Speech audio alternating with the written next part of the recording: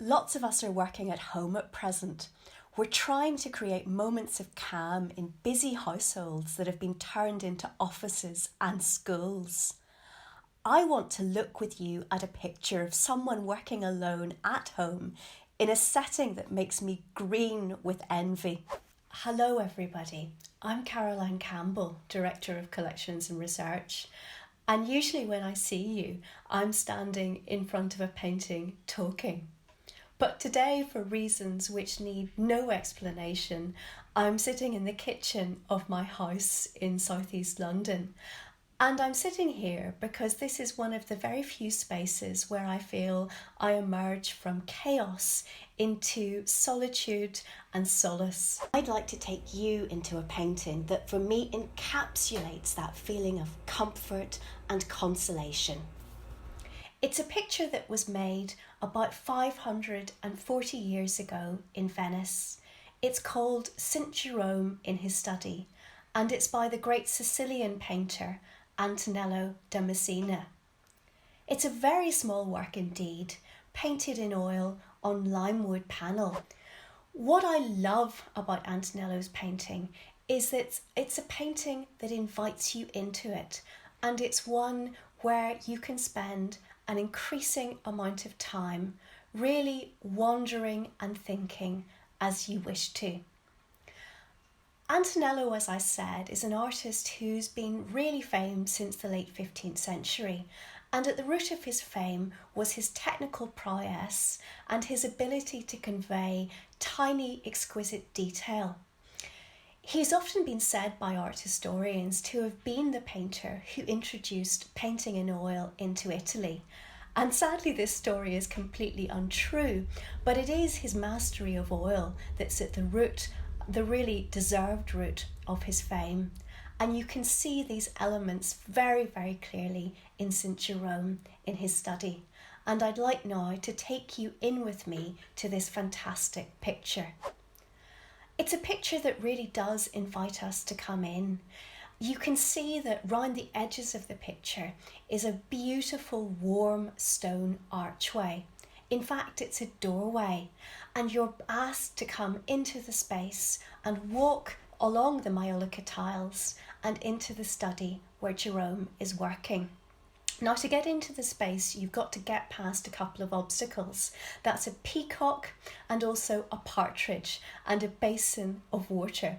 But let's expect they're not going to provide too much difficulty to us, and soon we'll be walking towards Jerome in the centre of the picture. He's the figure who's dressed in red and white, the red robes of a cardinal and a white undershirt.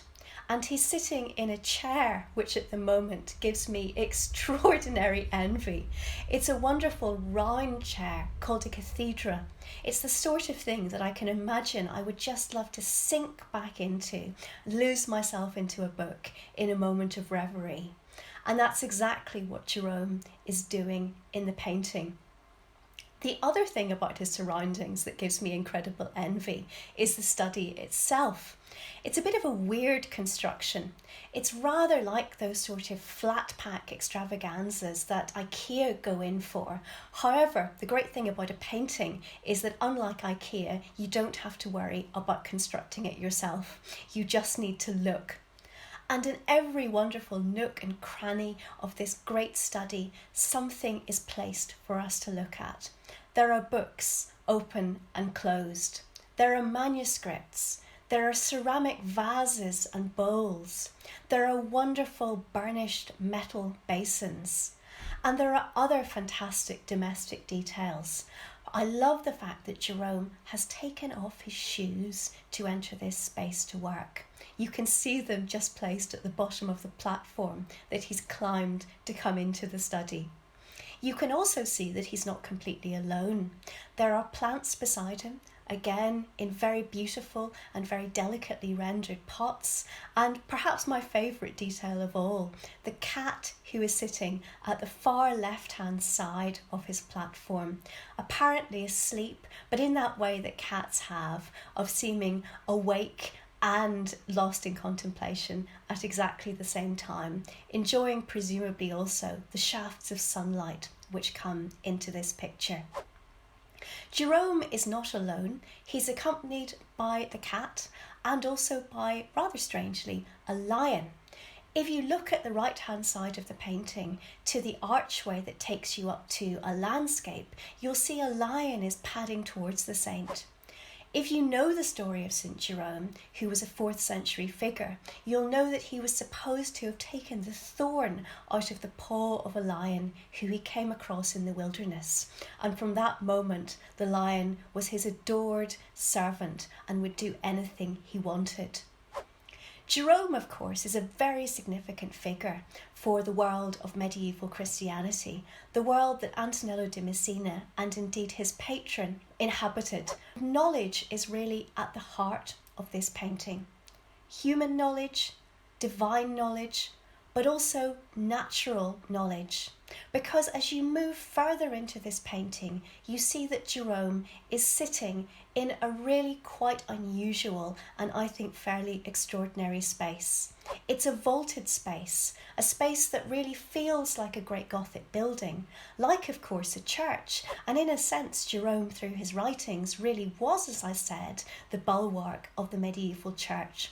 But it's not a place that is closed off to itself. On the left-hand side, if you pass the lion, you'll see a green, verdant landscape that looks much more like medieval Europe, indeed like Europe today, than the Holy Land where Jerome spent much of his life. But I'd like to move you over to the landscape on the right-hand side, which again is really asking you to come into the picture. Can you see the 2 seats that are on either side of the window? Sometimes I like to think myself sitting down there, if that's not too whimsical, and looking out at what I see. This is a landscape which is not just full of animals, but full of people. There are 2 men on horseback, there are a couple of women walking along the side of the river, and indeed there's also a couple in the boat. But if I can pick out my favourite detail, it's the flock of sheep that you see at the right-hand corner of the window, being driven somewhere by an imaginary or illusionary shepherd.